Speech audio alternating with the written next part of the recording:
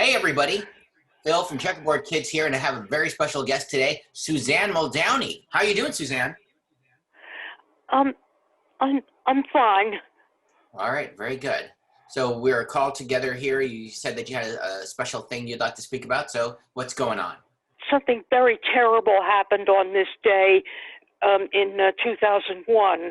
Um, a number of foreign-controlled planes crashed into the World Trade Center in New York City. Another one crashed into the Pentagon Hmm. in Washington, and a fourth one, the passengers prevented the foreigners who had hijacked the plane from crashing into their objective. Right. Well, I have some observations how I felt on that day, and something, well, sort of similar that happened in the 60s. The Okay. first time when I first heard of the 9/11 attacks, I thought they were inside jobs, Uh-huh. um, because in 1995 we had the Oklahoma City bombing, and that was done by insiders, other Americans. Uh-huh. Um, Also because the culprits, including the leader, Timothy McVeigh, were executed earlier in the year 2001, before September 11th came along. Uh-huh. So you thought it might have been like a retaliatory thing of these the Oklahoma city bombing. Uh, No, no, I had no idea who was behind it. I just thought it was done by other Americans because of what happened in 1995 and because Timothy McVeigh et al. Were executed earlier in 2001. right. So you thought it would have been linked. I understand. So where were you when you first heard about the attacks? Um, I was at home.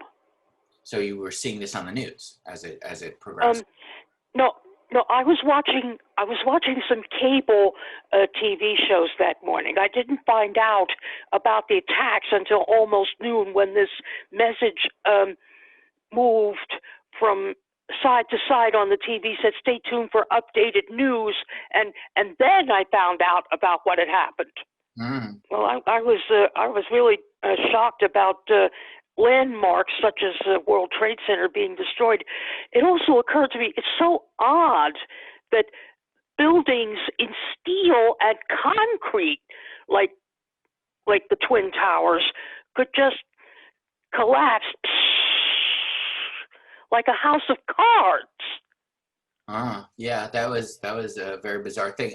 When the day that happened, I was actually my school.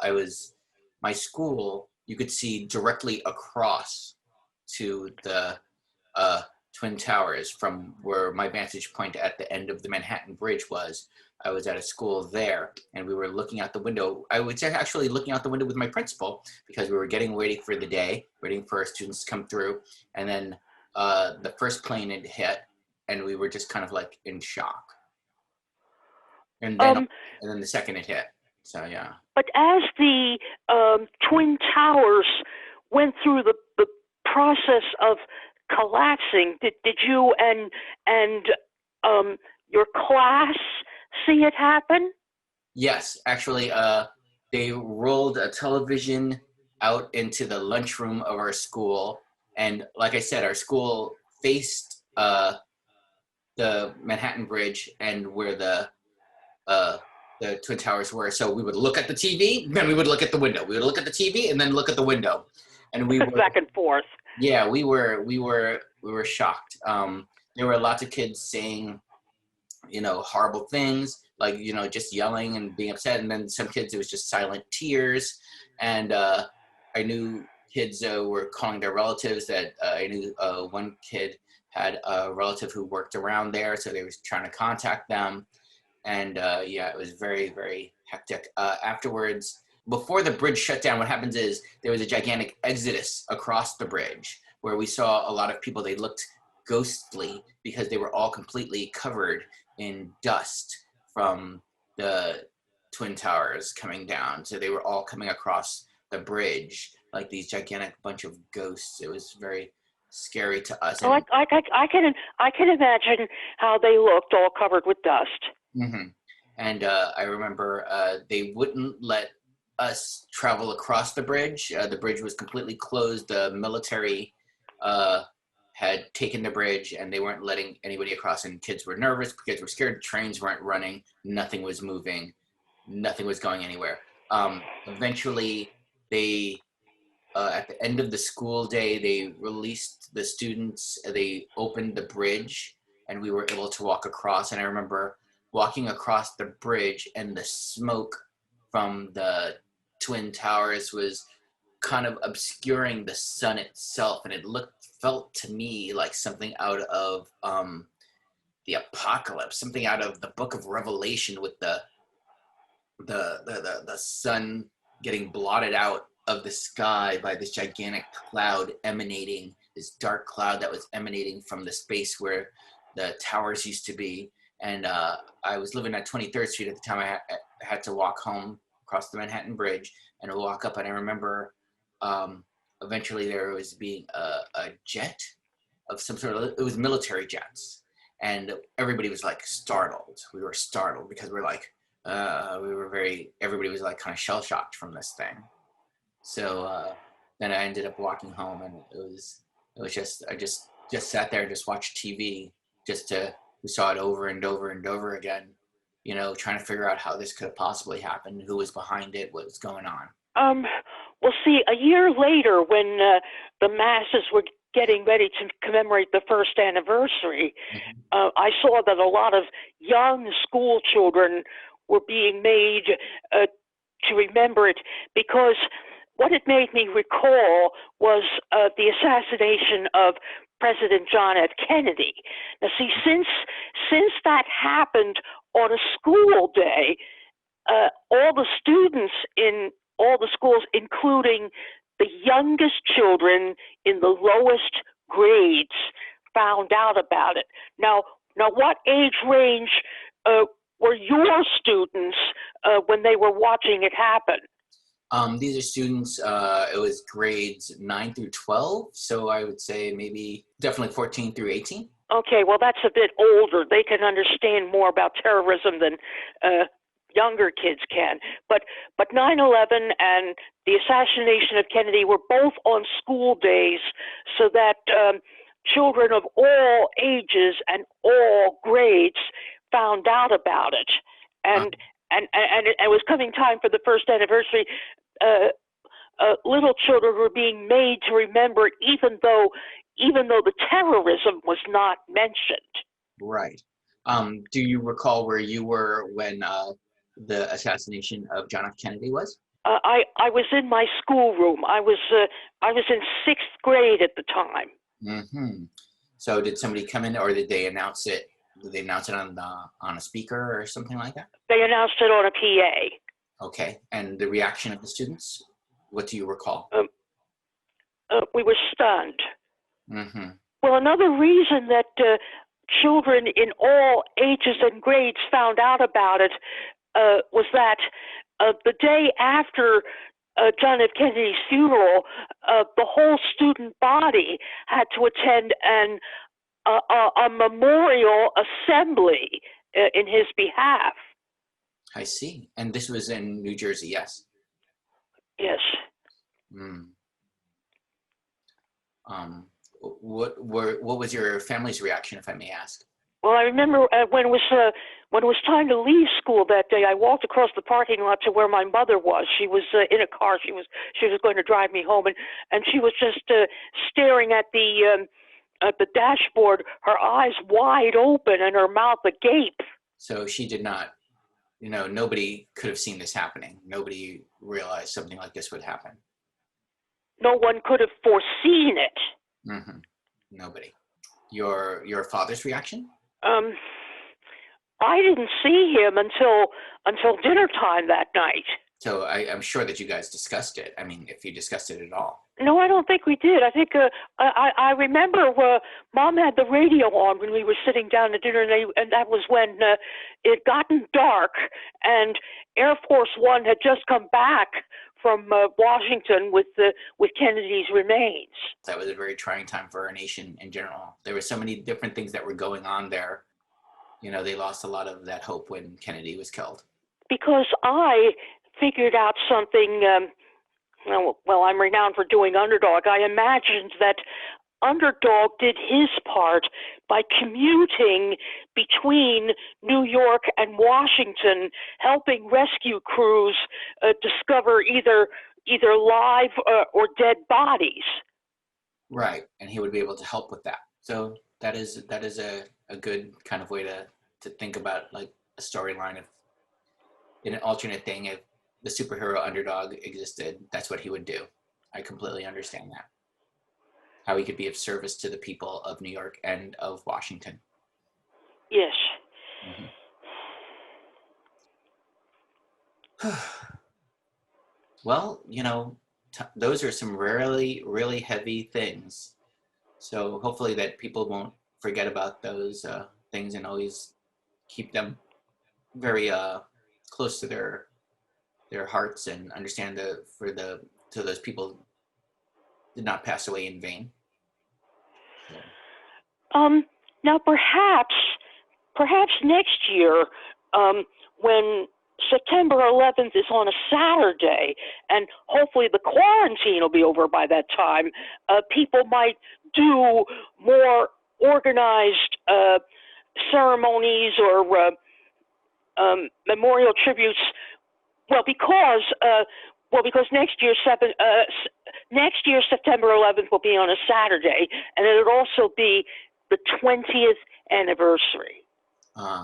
If you could do anything to lift the spirits of people that may be suffering or feeling bad about this, what is there anything you could say or you can do or you would want to do in the future? They might try something that that I know people in my area did in the couple of months or so afterward. They sang "God Bless America" frequently. I'd love to hear you do it. Right now? Well, would you? Yeah, I suppose I could. What would our audiences think about it? I think that it would be inspirational to people. If there's any way for you to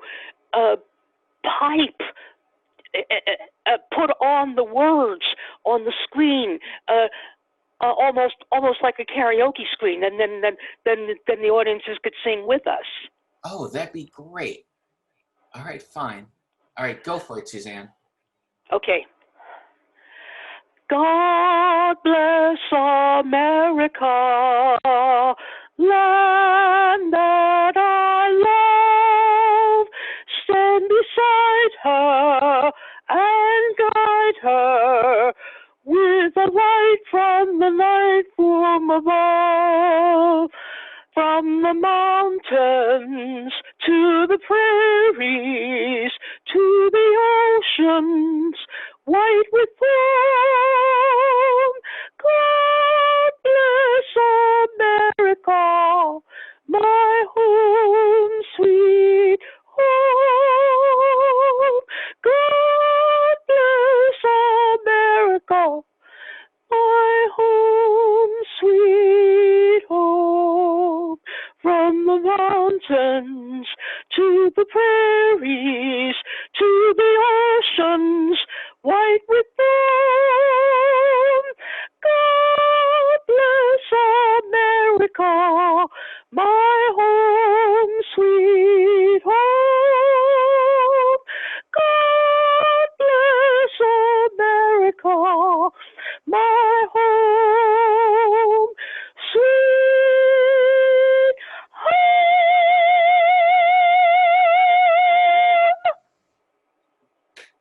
Wow.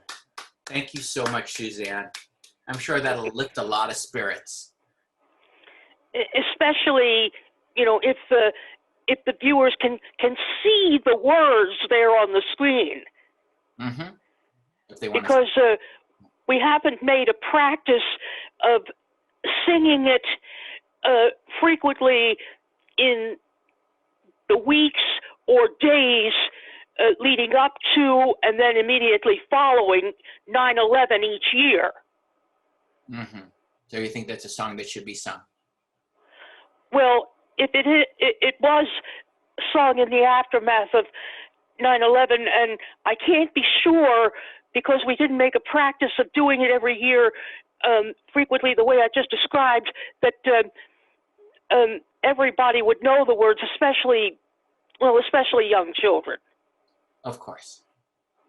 All right, Suzanne. So thank you so much for coming and brightening up our day and talking to us and sharing your experience about those dark days and letting us know that there is still hope. There's hope for America, I would say. Would you say so? Yes. So make sure to just understand it ain't over till it's over. We're all in here together, and we're all doing our best to make America our home sweet home, right? Yes.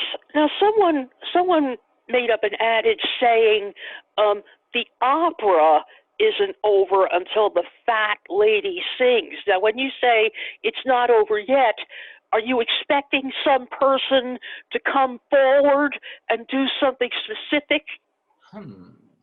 Well, I don't want to fat shame a woman that sings opera. I wouldn't want to shame anybody's body.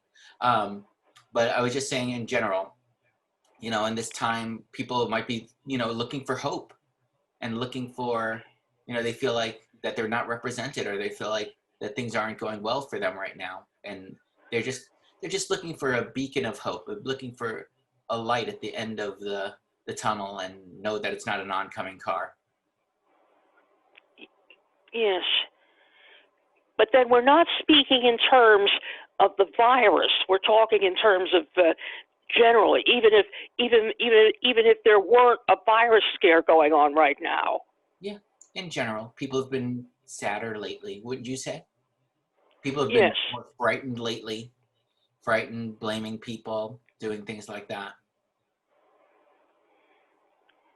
So let's hope that we can all get together in a kind of a thing of unity.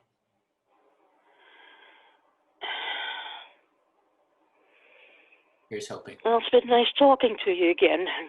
It's always a pleasure talking to you too, Suzanne. All right, take care. Stay well. God bless America. Bye-bye. Bye-bye.